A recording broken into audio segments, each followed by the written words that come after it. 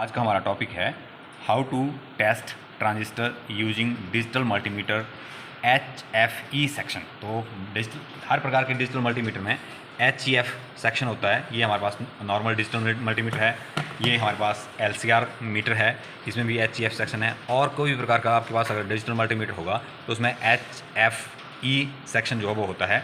वो क्या करता है कि ट्रांजिस्टर का बीटा बताता है। ठीक है, तो बीटा वैल्यू जो है वो आपको बताएगा ट्रांजिस्टर की होती कितनी है। तो जैसे ये हमारे पास CL100 ट्रांजिस्टर है, इसकी जो बीटा वैल्यू है वो +100 आनी चाहिए, इसकी 196 के आसपास आएगी। तो और फिर इसके अनुसार जहाँ पे हमने ये लगाया होता है, ये मैं यहाँ पे दिखाऊँ, जैसे यहाँ पे लगाया, यहाँ पे लगाएंगे इसको, तो यहाँ पे जिस टर्मिनल के ऊपर ये लगा होगा, अगर वो कलेक्टर है तो वो पिन कलेक्टर होगी, अगर सेकंड पे लगेगा तो बेस होगी, थर्ड पे लगेगा तो अमीटर होगी। इस प्रकार जिस पिन के ऊपर जो यहाँ पे नाम लिखा है और यहाँ पे लिखा है कि ये NPN ट्रांजिस्टर है, ये PNP ट्रांजिस्टर है, अगर हमारा बीटा वैल्यू जो है ऊपर दिखाएगा तो ऊपर NPN, तो वो हमारा ट्रांजिस्टर NPN होगा, नीचे दिखाएगा तो PNP ट्रांजिस्टर होगा।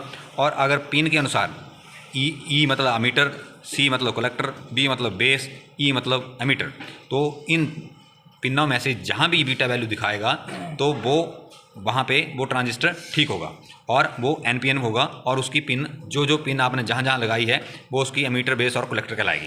तो हम ये हमारे पास LCR मीटर है, LCR मीटर में हमने इसको बीटा वैल्यू के ऊपर रखा हुआ है और इसको लगाएंगे। तो इस ट्रांजिस्टर का जो नाम है वो यहाँ पे है CL100S करके नाम है, ये CL100S। ठीक है, तो इसका जो, जैसे मैं एक और निकालूँ यहाँ से, कोई भी ट्रांजिस्टर निकाल लेता हूँ जो मेटल का होता है, जैसे ये मेटल का ट्रांजिस्टर है। ठीक है, तो इसमें एक ये स्पॉट होता है, मतलब डॉट, आपको डॉट टाइप नजर आएगा, उसके सबसे नज़दीक जो पिन होती है वो उस ट्रांजिस्टर की एमीटर कहलाती है। तो जो इस ट्रांजिस्टर के सबसे नज़दीक पिन होगी वो एमीटर कहलाएगी। ठीक है, तो एक तो ट्रांजिस्टर का एमीटर आपको पता लग गया कि ये एमीटर होगी, और फिर आप टेस्ट कर सकते हैं। ये देखो ख़राब हो गई हैं, ये टूट जा रही हैं।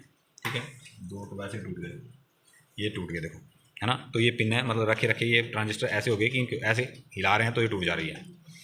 तो ये आपका SL100, और हमें पता था कि इस डॉट के साथ जो पिन होगी वो एमीटर होगी, तो हमने इस पिन को एमीटर में लगा दिया, अगले वाले पिन को बेस बना दिया, उससे अगले वाले को कलेक्टर बना दिया।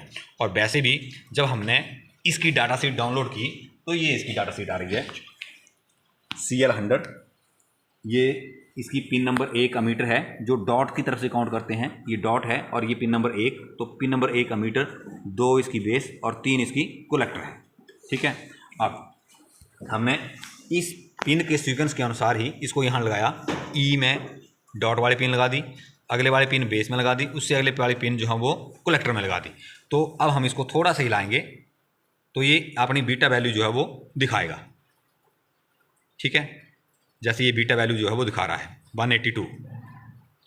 ठीक है, इस प्रकार अगर ये ट्रांजिस्टर, कोई ट्रांजिस्टर आपको इस पिन, इस स्लॉट में लगाएंगे या किसी भी स्लॉट में, हमने लगाया NPN में, और इसकी पहली पिन एमीटर है, दूसरी बेस है, तीसरी कलेक्टर है, परंतु पहली कौन सी, जो हमने पहले स्लॉट में डाली हुई है, तो उसकी वो पहली पिन एमीटर, दूसरी बेस, तीसरी कलेक्टर। ठीक है, और फिर लगाने के बाद ऐसा नहीं कि लगा दिया तो ये वैल्यू बताएगा, इसको थोड़ा सा हिलाना पड़ेगा, क्योंकि इस छेद जो है वो थोड़े बड़े होते हैं, इनको थोड़ा सा हिलाना पड़ता है। ठीक है, और ऐसे रीडिंग आएगी, अगर रीडिंग आ रही है तो वो वैल्यू ठीक है। ठीक है, तो इस प्रकार हम चेक कर सकते हैं। एक तो ये हमने NPN ट्रांजिस्टर है, NPN की स्लॉट में लगाया, PNP की स्लॉट में लगाएंगे तो ये वैल्यू नहीं दिखाएगा, और अगर वैल्यू दिखाएगा तो कैसी वैल्यू दिखाएगा, पहले तो वैल्यू ही नहीं दिखाएगा। अगर आप इनको स्लॉटों को बदलेंगे भी तो या तो ये बीप देगा या कोई वैल्यू नहीं दिखाएगा, जहाँ मर्जी लगा दो, उल्टा पुल्टा जैसे मर्जी लगाएंगे ये वैल्यू नहीं देगा बीटा वैल्यू सिर्फ अपनी जगह पे, अपने स्लॉट पे जहाँ पे ये ठीक होगा, अदरवाइज ये कोई वैल्यू नहीं देगा। और कहीं गलती से अगर दे भी दी इसने वैल्यू तो ये बीप देगा यहाँ पे, और ये रेड यहाँ से ग्लो कर जाएगा। अभी यहाँ दिखा नहीं रहा है।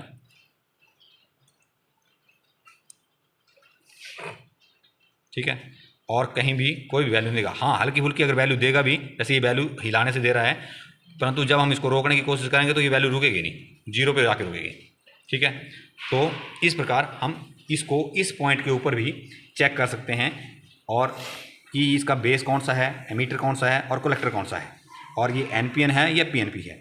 एक हमने इससे पहले वीडियो बनाया जिसमें हम इसको टेस्टिंग मोड पे, टेस्टिंग मोड मतलब या तो बजर मोड पे, जैसे ये ट्रांजिस्टर है, ये बजर मोड है इसका, इस पर हमने टेस्ट किया, तो पिनों के द्वारा, लीड के द्वारा हमने टेस्ट किया कि कौन सा इसका बेस है, कौन सा कलेक्टर है, कौन सा मीटर है, वैसे टेस्ट करते हैं। परंतु ये कंडीशन ये ध्यान रखना कि जैसे ये इसमें स्लॉट बने हुए हैं तो ज़रूरी नहीं है कि ये स्लॉट इस पर काम करेगा, क्योंकि जब हमने इसको खोल के देखा तो यहाँ पे इसके लिए जो अंदर स्लॉट बनने थे पिन है वो खाली थे, उनमें कोई सोल्डरिंग नहीं हुई थी, कोई कनेक्शन नहीं हुए थे, तो ये खाली था। जब हम यहाँ से कोई मतलब लीड लगा रहे थे या सर्कुलेशन कर रहे थे तो वो हवा में लटक रहे थे, कोई अंदर स्लॉट नहीं था, तो ये रीडिंग नहीं देगा। तो जो हल्की किस्म के मीटर होंगे उनमें आपको ध्यान रखना पड़ेगा कि ये स्लॉट हो।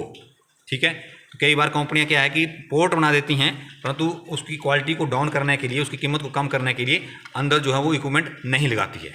ठीक है, तो आप उस मीटर से टेस्ट नहीं कर सकते, इसलिए हमें दूसरा मीटर निकालना पड़ा जिसको हम LCR मीटर बोलते हैं। उसका स्लॉट जो वो यहाँ पे नज़र आ रहा था और उसके द्वारा हमने आपको वैल्यू चेक करके बता दी। तो इस प्रकार HFE पोर्ट का जो है वो यूज कर सकते हैं।